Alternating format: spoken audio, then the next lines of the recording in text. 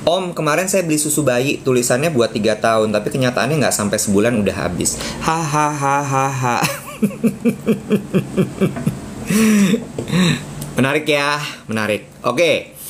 So, guys, jadi pagi hari ini kita bahas yuk. Jadi kemarin itu gue melihat sebuah pertanyaan yang muncul di explore gue dari akunnya Didit Maulana. Pertanyaannya begini. Bayangin diri lo di umur 5 tahun. Oke? Imagine yourself di umur 5 tahun. Lalu kemudian kalau lo sampai bisa bertemu lagi dengan dia, ya, kalau lo bisa bertemu lagi dengan dia di umur 5 tahun itu, lo kira-kira akan ngomong apa sama dia? Mungkin gue akan tarik sedikit umur 3 sampai 5 tahun. Oke? Bayangin ya, bayangin umur 3 sampai 5 tahun, lo inget banget ya guys ya. Teman-teman inget banget umur 3 sampai 5 tahun ada kejadian-kejadian apa yang sangat membekas di ingatan. 3 sampai 5 tahun, umur 3 sampai 5 tahun dalam kehidupan lo, kejadian apa yang paling lo ingat? Mau itu kejadian yang menyenangkan, kejadian yang menyedihkan. Coba diingat-ingat. Ada kejadian apa yang sangat lo ingat, membekas, dan kayaknya setiap kali lo flashback ke situ lo langsung kayak ngerasain sesuatu yang nggak enak mungkin, atau ngerasain sesuatu yang menyenangkan, atau pokoknya bener-bener yang lo nempel banget di situ. Ya, kita coba ya. Silahkan langsung diingat-ingat apa yang lo ingat di umur 3 sampai 5 tahun. Desi nih, Eci, tanganku patah pas main ayunan, dia bilang gitu. Terus kemudian kita lihat lagi ya. Rame nih. Oke. Kelvin, umur 5 tahun inget banget punya jam di baju. Bangga banget. Kenapa ya? Aku beli baju yang ada jamnya. Oke. That's a good memory. Ya. Lily, seneng papa pulang. Lari terus jatuh. Dapat jahitan, bekasnya ada sampai sekarang. Oke. Coba lagi diingat-ingat. Tapi ini menarik ya, karena ternyata nggak semua orang loh bisa mengingat kejadian-kejadian yang ada pada saat mereka umur sampai 5 tahun. Oh, Feli, umur 5 tahun harus ngejagain mama karena takut dipukul papa. Oh, that's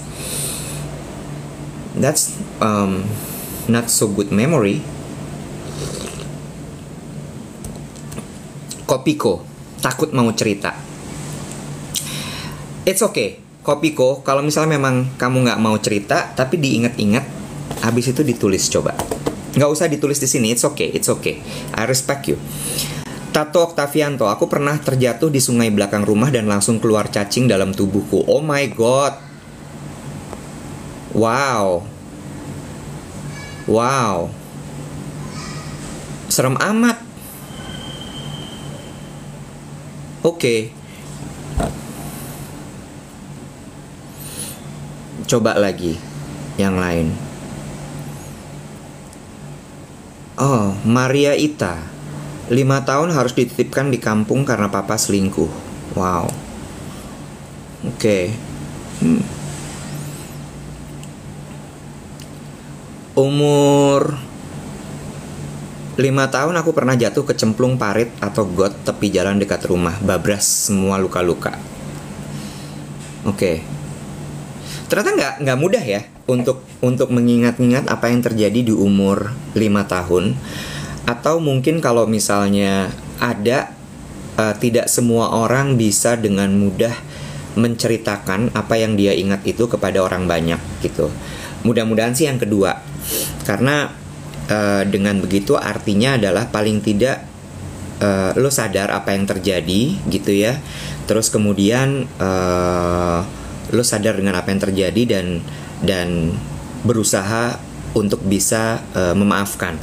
So, what I'm trying to say sebenarnya gini. pertanyaan dari Didit Maulana itu tentang apa yang akan lo ucapkan kepada diri lo di waktu kecil ketika lo bertemu sama dia. Ini erat kaitannya sebenarnya dengan menerima trauma yang kita miliki, gitu ya. Karena di umur 1 sampai 5 tahun itu adalah momen-momen di mana otak kita dibentuk, kemudian value diri kita, dan menentukan bagaimana kita di masa yang sekarang. So, makanya kenapa gue mengajak gitu ya untuk mengingat-ingat lagi apa yang terjadi di umur 5 tahun. Itu bener-bener bisa affecting ourselves and affecting diri kita di saat yang sekarang gitu. Terus kemudian it's okay untuk kemudian misalnya nggak bisa sharing di sini karena mungkin banyak pengalamannya yang tidak terlalu menyenangkan gitu ya. Tapi dengan kita bisa mengingat kembali, meng-acknowledge dan kemudian merasakan kembali perasaan yang tidak enak, tidak nyaman, atau mungkin perasaan bahagia yang kita rasakan, itu bisa jadi menjadi nggak gini. Kita tuh perlu gitu untuk meng-acknowledge itu. Kita sangat perlu sekali untuk benar-benar paham apa yang terjadi di masa itu, gitu ya. Nah, ternyata ketika misalnya kita sudah tahu gitu apa yang terjadi, kita sudah tahu dan kita sudah bisa merasakan apa yang terjadi sama kita, yang pertama harus dilakukan adalah setelah acknowledging gitu ya, setelah kita memberikan tempat itu, yang pertama adalah sebenarnya diterima. Karena apapun yang terjadi, kejadian tersebut tidak akan bisa hilang. Ya nggak sih? Ini agak susah nih, agak berat minggu pagi tiba-tiba ngomongin kayak beginian. Tapi itu sesuatu yang sangat penting ternyata untuk dilakukan supaya kita tidak mengalami luka batin gitu. Well, I'm not the expert. I'm sharing this to you all gitu ya, supaya kita bisa benar-benar maju terus gitu dan tidak kemudian kembali flashback ke masa tersebut. Ada beberapa hal yang gue ingat di umur 1 sampai 5 tahun, 3 sampai 5 tahun, hal-hal yang tidak menyenangkan dan cukup membekas gitu. Dan ketika gue membaca pertanyaan itu, apa yang ingin lo ucapkan kepada diri lo di umur 5 tahun tersebut, gue langsung teringat gitu hal-hal itu. Dan kemudian gue mengucapkan beberapa kalimat sambil gue bayangkan gitu ya, gue peluk diri gue waktu masih kecil itu. Dan kemudian gue bicara sama dia, it's okay gitu ya. Yang terjadi pada saat itu tuh sebenarnya sesuatu yang bukan disengaja gitu. Terus bukan sesuatu yang memang dilakukan dengan intensi, dengan tujuan gitu. Terus kemudian gue bayangin si anak kecil itu nangis ketika meluk gue gitu.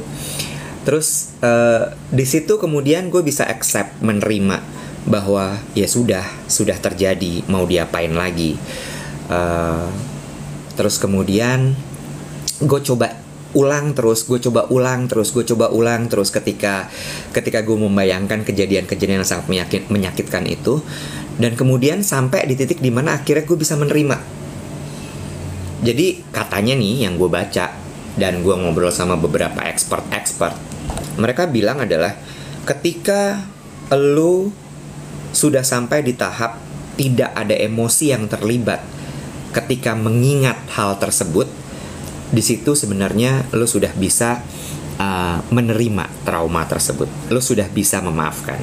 Tapi ketika masih ada rasa kesal, rasa marah, rasa tidak enak, terus diulangin, terus ditemuin, terus dihadapi, terus diterima, sampai akhirnya dia nanti sampai di titik dimana oke, gue sudah menerima kejadian seperti itu, gitu ya.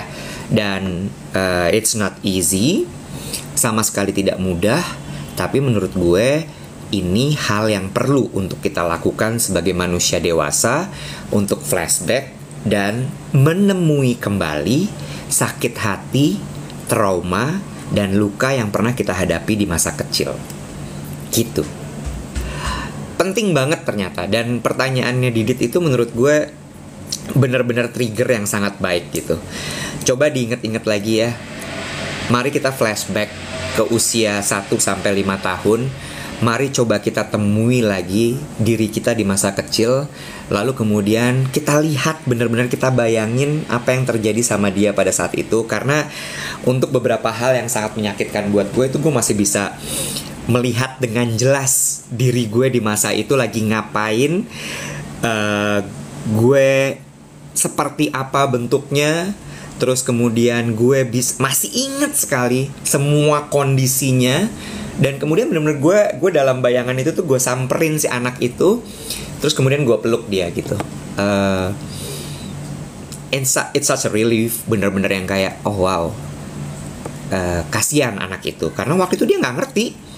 Dia gak ngerti, orang yang dia anggap berbuat jahat sama dia juga tidak paham, tidak mengerti apa yang mereka lakukan.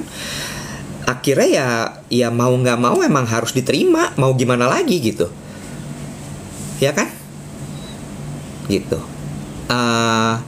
Nah, perlu waktu, betul, karena nggak cukup cuman sekali nemuin dia, terus kemudian menerima gitu ya. Nggak cukup cuman sekali, butuh berkali-kali untuk akhirnya kemudian akhirnya bisa menerima semua itu gitu.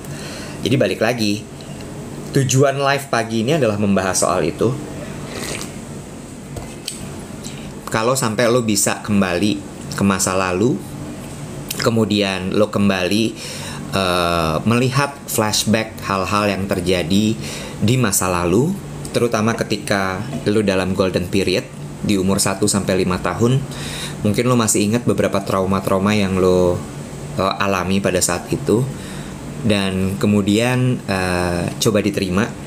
Karena balik lagi ya, apalagi kalau misalnya kaitannya sama orang tua. Orang tua kita itu pada saat itu tidak seberuntung kita bisa mendapatkan berbagai macam pengetahuan gitu ya, terkait parenting, terkait kehidupan dan sebagainya. Kalau sekarang kan kita bisa banyak baca dari sosial media, dari tayangan dan sebagainya.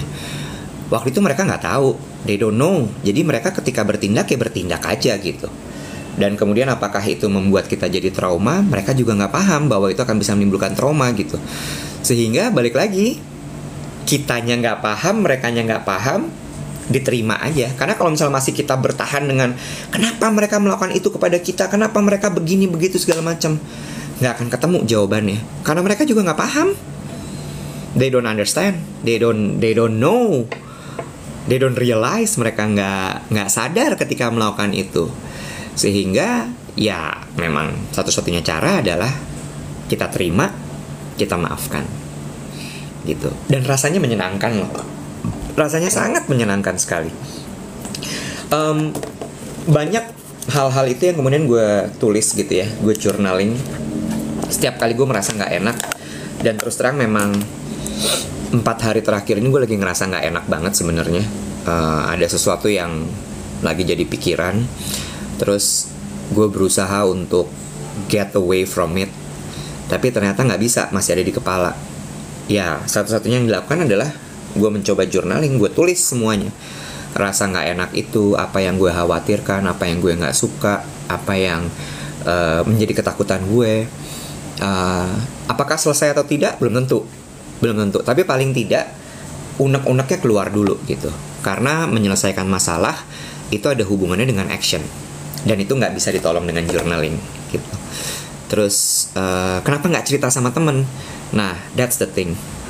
Menurut gue ketika kita lagi punya banyak pikiran, banyak masalah gitu ya, kalau gue pribadi, gue merasa bahwa tidak semua teman bisa paham dengan apa yang kita rasakan. Tidak semua teman bisa paham dengan kekhawatiran kita gitu ya. Dan menurut gue tidak ada satupun teman yang bisa paham 100% dengan permasalahan kita. Ada kekhawatiran dari diri gue malah ketika gue bercerita, dia akan menceritakan masalah tersebut ke orang lain, which itu akan jadi semakin runyam masalahnya. Maka yang pertama kali gue lakukan adalah sebenarnya memang menumpahkan itu journaling, gue bercerita ke buku. Terus kemudian yang berikutnya, kalau misalnya masih memang rasanya tidak enak, gue berdoa, gue bawa dalam doa, gue ceritain, gue curhat sama Tuhan. Kalau masih rasanya nggak enak lagi, gue tahu ini akan membebani, tapi gue cerita sama orang tua. Karena apalagi ibu gitu ya, when you tell your weight, beban ke ibu, gue tahu dia nggak akan bisa ngebantu gitu. Tapi dia punya doa yang sangat powerful menurut gue, dan doa itu yang bisa menolong gue. Jadi itu yang selalu gue lakukan gitu ya. Pertama journaling dulu, lalu kemudian gue berdoa. Baru kemudian kalau masih berasa banget langsung gue cerita sama nyokap gitu. Karena balik lagi bahwa harapan gue adalah nyokap bisa membantu dengan doanya. Itu yang gue lakukan. Terlepas dari itu biasanya gue tambah ada yang kayak misalnya olahraga, gue berenang, gue yoga, gue lari. Karena kadang-kadang juga kita butuh booster endorfin, ya kan, hormon-hormon yang bisa membuat kita merasa lebih enak. So that's what I do. Hal yang gue lakukan ketika gue lagi banyak masalah gitu. Journaling is number one. Lalu kemudian yang kedua adalah gue berdoa. Baru kemudian gue cerita sama orang tua. Gue mengharapkan bantuan dengan doanya mereka. You know what? Dulu tuh gue justru enggak tuh, malah dulu itu yang gue lakukan adalah gue cerita ke temen dulu. Wah, gue bikin konferensi pers gitu, duduk teman-teman, wah cerita segala macam. Sampai di satu titik ternyata teman gue menceritakan masalah gue ke orang lain, dan di situ gue ngerasa bahwa fuck, kesel banget. Dari situ gue belajar gitu bahwa nggak bisa, lo nggak bisa percaya sama teman lo 1000%.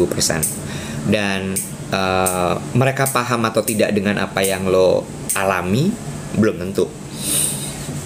Sangat, mereka bahkan tidak mengerti masalahnya sama sekali. Jadi makanya memang ya paling benar adalah journaling. Yang kedua adalah cerita sama Tuhan dengan doa. Baru yang ketiga adalah cerita sama orang tua. Gitu. Iya kan? Coba, berapa banyak dari teman-teman di sini yang ketika punya masalah kemudian bercerita ke teman-teman, ternyata malah temennya cerita ke orang lain lagi, runyam masalah langsung. Ya nggak? Jadi ya balik lagi, journaling is a thing. Karena journal itu tidak akan membuat kita, dia akan menerima semua cerita kita, dan ternyata menulis tangan itu sangatlah meditatif dan terapeutik. Jadi kita lebih ngerasa rilis gitu dengan menulis tangan itu.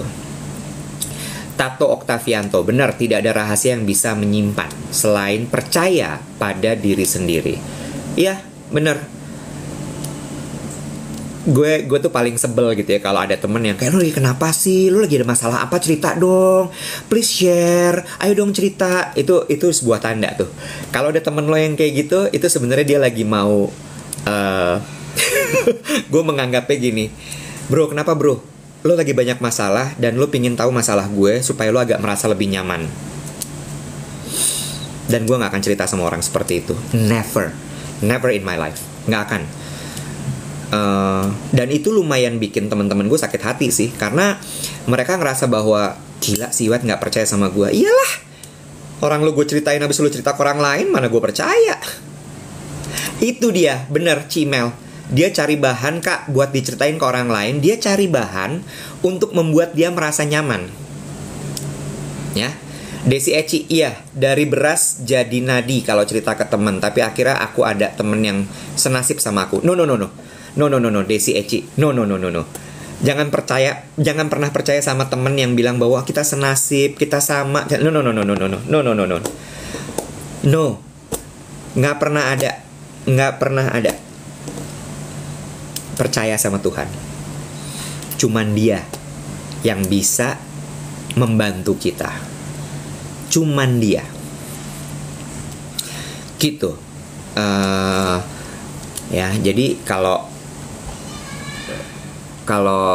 gue nggak. Jadi misalnya ditanya gitu ya, terus Mas Iwet gimana ngadepin teman-teman? Apakah Mas Iwet nggak punya teman? Enggak, aku juga punya teman. Walaupun sangat selektif sekali dalam memilih teman. Apakah Mas Iwet percaya sama teman? Percaya sama teman.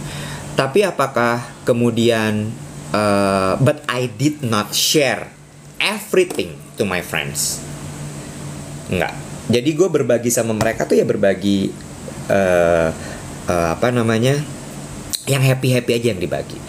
Kemudian kalau misalnya ada yang sulit, ada yang susah, ya kita saling bantu gitu. Tapi kemudian mencoba untuk tidak terlalu dalam. Gitu. Aneh ya? Aneh. Cuma gue belajar banyak banget lah. Nggak semua orang bisa kita percaya ternyata dalam hidup. Nggak semua orang bisa kita gantungkan dalam hidup. What do you think about my point of view? Gimana? Kapoyos, bener, nggak semua harus dijelaskan ke bestie-bestie kita. True, setuju. Arumi Kaira, ini dia, ini balik lagi. Yang aman cerita ke pasangan aja nggak sih, Kak? Oke, this is my point of view. Ini mengenai berbagi cerita. Kita lagi bahas mengenai, untuk yang baru gabung ya, kita lagi membahas berbagi cerita, bagaimana kita berbagi masalah kita kepada siapa gitu ya. Tadi ada yang bilang, Arumi bilang berbagi kepada pasangan. Bayangin kalau misalnya ada orang yang gak punya pasangan, gimana caranya dia kemudian membagi masalahnya? Yang kedua, gue setuju tadi ada yang bilang nih ya, sebentar ya, ada yang bilang adalah Email, jangan andalkan manusia, pasti kecewa. Setuju banget. Pasangan tuh masuk kategori manusia bukan sih? Manusia. Enggak melulu loh pasangan kita itu bisa paham dengan apa yang kita alami. Enggak selalu pasangan itu bisa mengerti masalah yang kita hadapi. Ya kan? Jadi balik lagi tuh, kalau gue selalu andalkan Tuhan. Nomor 1 itu. Ya, nomor 1 itu andalkan Tuhan, cerita kepada Tuhan. Nanti kalau misalnya memang sudah mulai kelihatan, mulai clear masalahnya apa, baru kemudian kita cerita sedikit. Jadi terkait dengan itu biasanya waktu gue masih punya pacar gitu ya, gue akan bilang sama dia bahwa sorry ya, gue belum bisa cerita sekarang. Gue masih mencoba menyerap, gue masih mencoba menganalisa, gue masih mencoba untuk memastikan ini gue harus ngapain. Nanti kalau misalnya kita udah tahu nih mesti ngapain, baru gue akan cerita. Gitu. Nih, gue setuju. Pentakosta, Tuhanlah yang lebih tahu dan padanya kita mesti berharap. Gue setuju banget. Gue setuju banget dengan itu. Jadi setiap kali gue kenapa-napa tuh ya gue lebih baik bercerita sama yang di atas.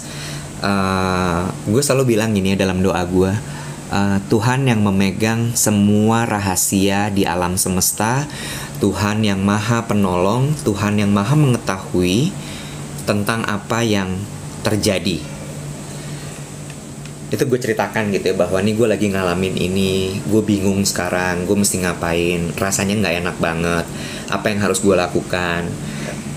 Berilah petunjuk, berilah pengetahuan, berikanlah titik terang untuk masalah ini, sehingga gue bisa menyelesaikannya dengan baik, tanpa harus menyakiti orang lain, tanpa harus membuat orang lain menjadi tidak bahagia, dan sebagainya, dan sebagainya. So, ya kayak gitu. Masih nggak ketolong juga, ditulis, journaling. Gitu. Tato Oktavianto, gue setuju. Karena kadar kemampuan manusia sebatas sebagai manusia, maka jangan terlalu berharap pada manusia. Setuju. Siapa yang pernah bilang sama gue ya bahwa berharaplah kepada Tuhan, jangan berharap kepada manusia, karena manusia adalah sumber kekecewaan. Yes. Desi Eci, single mom bikin kita berpikir positif. True. Setuju sekali. Kapoyos 2014, setuju what I learned to speak to Allah. Melalui dia minta dibukakan hati makhluknya untuk nolong gue. Bener. Dani Sabirin, Mas Iwat pagi ini nggak ikut body pump. Body pump di mana ya? Nggak pernah ikut gue body pump. Ya. Feli bilang auto nyari jurnal entar. Kayaknya itu salah satu terapi dari psikiatri atau psikolog deh. Yes, betul sekali. Macchiato, Kak, caranya nggak iri sama orang lain nanti ya. Kita bahas itu di topik lain.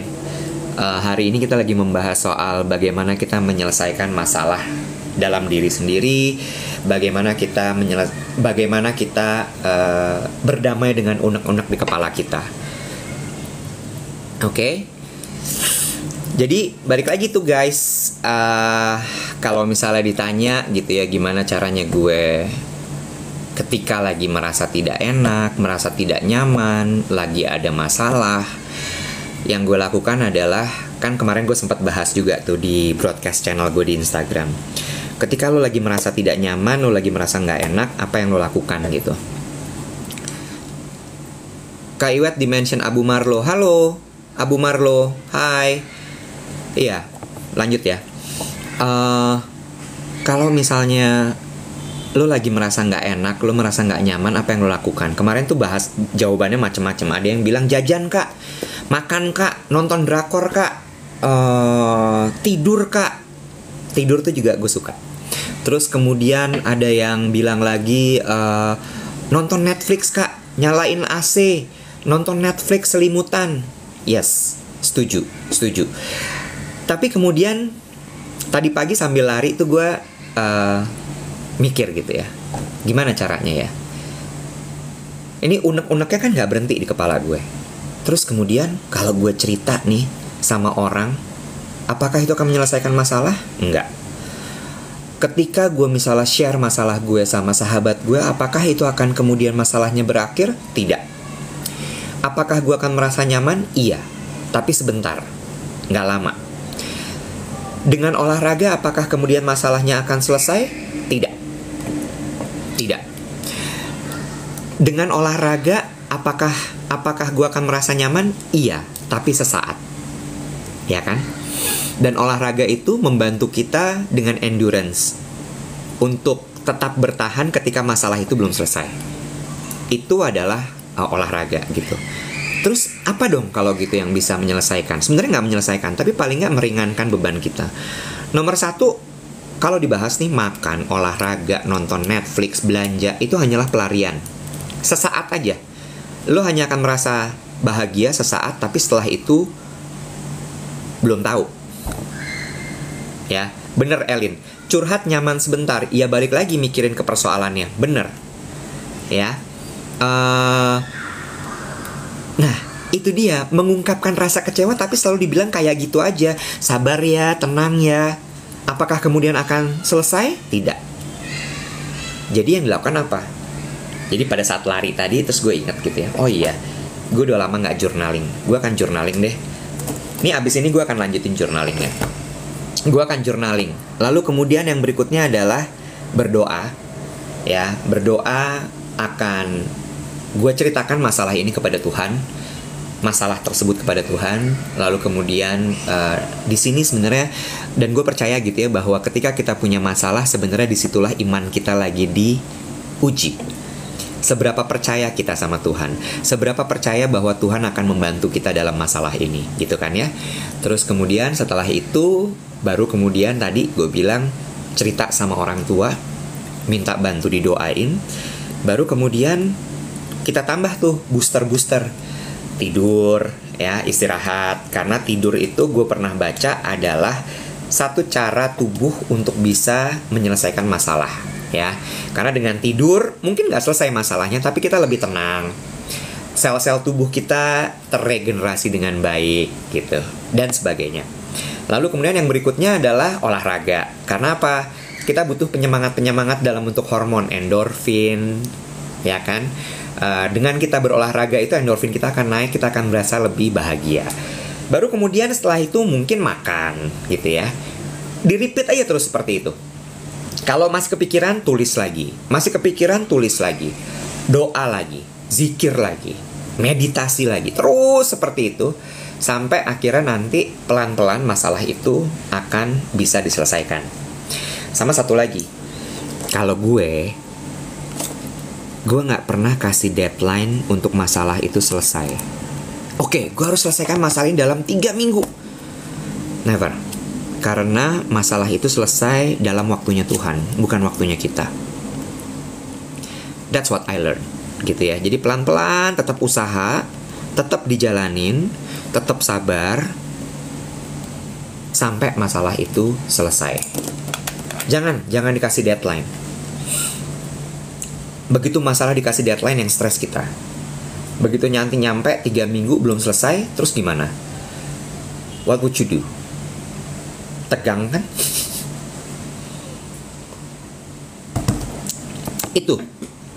Itu menarik ya. Kemarin akhirnya terjawab gitu. Ketika lo lagi merasa tidak enak karena ada banyak masalah, apa yang lo lakukan? Yang pertama, balik lagi adalah journaling. Lo ceritakan kepada jurnal, detail, tulis. Lalu kemudian lo berdoa, curhat kepada Tuhan. Lalu kemudian yang berikutnya adalah cerita kepada orang tua, minta didoakan. Terus kemudian yang berikutnya adalah olahraga atau hal-hal yang bisa memboost up hormon kebahagiaan, endorfin. Nah, CML. Kak, kalau curhat ke orang tua apakah malah tidak membuat mereka kepikiran ya? True, setuju banget. Ini dia, ini tricky memang. Dulu gue selalu beranggapan gitu, gue gak mau cerita sama orang tua gue karena gue takut kemudian mereka jadi merasa terbebani. But you know what? There is a thing about parents. Dan ketika mereka sudah berumur, ketika mereka sudah berumur dan kita semakin dewasa, kita semakin berusaha untuk menyelesaikan masalah kita sendiri. Oke? Karena kita merasa bahwa kita sudah orang dewasa, maka kita harus bisa menyelesaikan masalah kita, bla bla bla bla bla bla bla bla bla. Yang terjadi kemudian adalah sementara orang tua itu tidak pernah melihat kita dewasa. Ini dari cerita gue ya, dari pengalaman gue. Mereka nggak pernah melihat kita dewasa gitu. Mereka tetap melihat kita sebagai anaknya, sebagai anak-anak, sebagai bayi mereka. Dan mereka tetap kepingin punya peran dalam hidup kita. Jadi apa yang terjadi? Mereka merasa sedih ketika kita meninggalkan mereka dan kita terlihat seperti tidak membutuhkan mereka. Sementara sebaliknya, mereka sangat bahagia sekali ketika tiba-tiba kita minta tolong sama mereka. Sesimpel gini deh. Mah, pingin banget makan sambal goreng ati. Mereka tuh akan dengan sukacita mencari cara untuk bisa membuatkan sambal goreng ati atau mengirimkan sambal goreng ati kepada kita. Truth be told, ya.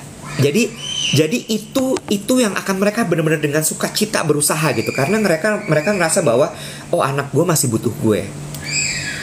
Nah, ketika lo bilang bahwa I need you untuk mendoakan gue lagi punya masalah, gue ngerasa berat, doain, bantu gue dengan doa. Karena kita tahu gitu, kalau misalnya kita bilang ya lo nggak akan bisa juga bantu gue, itu mereka sedih, kasihan gitu, bahwa ngerasa bahwa gila, gue nggak ada artinya nih dalam hidup ini. Tapi ketika doain gue, bantu gue dengan doa, gue nggak akan bisa nih ngejalanin ini tanpa bantuan doa lo. Di situ mereka ngerasa bahwa oh, gue masih berguna ya, I am very useful. Ternyata anak gue masih membutuhkan gue. So that's my suggestion. Betul, mereka mungkin akan terbebani, tapi ketika kita bilang bahwa bantu saya dengan doamu, itu mereka akan ngerasa bahwa oh, I have this good feeling, gue masih berguna, gue masih punya kekuatan untuk ngebantu dia gitu. So that's what I do, ya kan? Dan biasanya ya gitu, mereka juga pasti akan sedih gitu. Pertama kali kita cerita, aduh aku sedih sekali dengar kamu punya masalah begini begitu. Kadang-kadang juga kalau misalnya cerita sama mereka, terus sarannya mereka suka nggak masuk akal gitu, yang kayak iya oke gitu. Tapi percaya aja gitu bahwa doanya mereka yang pasti akan menolong kita. Doanya mereka tuh benar-benar powerful, sebegitu powerfulnya. Ya kan Nita? Doa orang tua apalagi ibu manjur. Kadang duduk berdekatan dengan ibu saja sudah cukup membuat kita nyes. Iya. Ini masalahnya gitu ya, bahwa kita sebagai manusia dewasa tuh suka merasa tidak mau terbuka dengan orang tua kita karena kita merasa bahwa gue nggak mau terlihat lemah di mata mereka yang sudah berumur, sudah tua. Sementara ya mereka masih ingin kita seperti itu gitu. Gitu guys. Oh gitu ya. Rani bilang doa ibu untuk keselamatan, doa bapak untuk kesuksesan. Oke.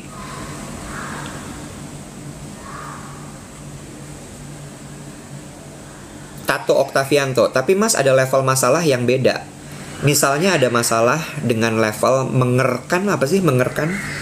mengerikan. Apa nih kira-kira?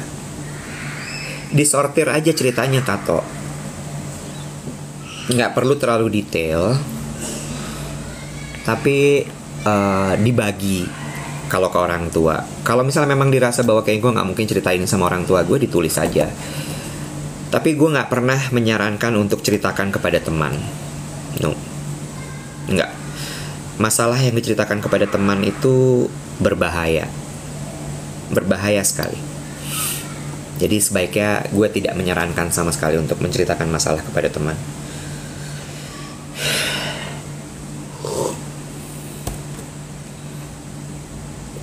Macchiato, tapi belum tentu cerita ke orang tua dikasih kekuatan, bisa jadi malah dibikin marah-marah. Coba deh, dicoba dulu aja. Kadang-kadang malah mungkin kitanya yang sudah beranggapan seperti itu. Ya, gitu. Tuh, pernah aku sembunyikan ada masalah kesehatan dan urgent tapi akhirnya ketahuan juga. Gue cerita waktu gue stroke gitu ya. Waktu gue stroke itu, my parents itu adalah orang terakhir yang gue kasih tahu. Terus kenapa? Dengan alasan adalah bahwa gue nggak mau mereka kemudian menjadi khawatir dan sebagainya. Tapi di titik itu kemudian gue sadar gitu ya, ketika mereka datang mereka kayak sedih gitu. Kenapa gue dikasih tahu yang terakhir? Kenapa lo nggak ngasih tahu gue pertama kali? Terus gue kasih tahu bahwa iya, kalau misalnya dikasih tahu kan nanti mama sama papa khawatir gitu.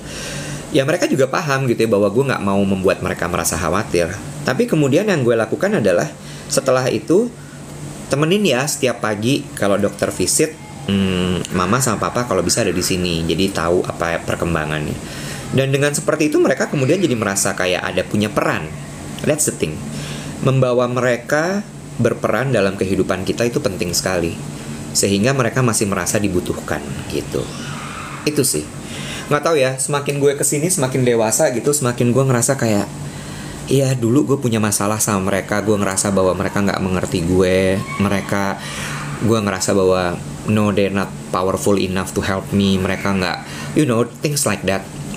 Tapi semakin kesini gue sadar gitu bahwa oke, mungkin mereka tidak punya power di bidang ini, di part itu dan sebagainya. Tapi masalah doa, udah gak ada yang bisa ngalahin deh powernya mereka. Gitu. Yes, Pancaiza, bener banget, orang tua merasa senang kalau dibutuhkan. Macalova, tetap gue teman, pasangan itu kategorinya manusia. Gue nggak terlalu percaya untuk cerita sama manusia, karena manusia balik lagi sumber kekecewaan gitu. Tapi gue tetap butuh manusia untuk nemenin ya. Jadi nemenin dalam artian adalah kalau mereka energinya positif gitu, itu akan nempel ke kita. Jadi cuman kayak temenin makan yuk gitu, tanpa cerita apa-apa gitu ya, temenin makan aja, terus kemudian makan, mungkin membahas sesuatu yang lucu, ketawa-tawa, itu yang gue butuhkan dari teman. Gue kayak kemarin tuh malam dinner sama geng Menteri Ceria. Gue bilang bahwa gue mungkin akan agak sedikit leng-lengan ya nanti pas kumpul, jangan paksa gue untuk cerita dan sebagainya gitu. Tapi gue menyerap energinya Melanie, nyerap energinya Luna, nyerap energinya Ayu, yang mereka ketawa-tawa, dan ketika pulang gue merasa lebih happy. Itu yang gue butuhkan. Itu ceritanya guys. Jadi memang yang gue lakukan kalau teman tuh itu, gue menyerap energi positifnya mereka, terus kemudian tetap masalah nggak akan gue share sampai nanti misalnya udah mulai kelihatan gitu ya bagaimana cara menyelesaikan, baru gue biasa cerita. Gitu guys.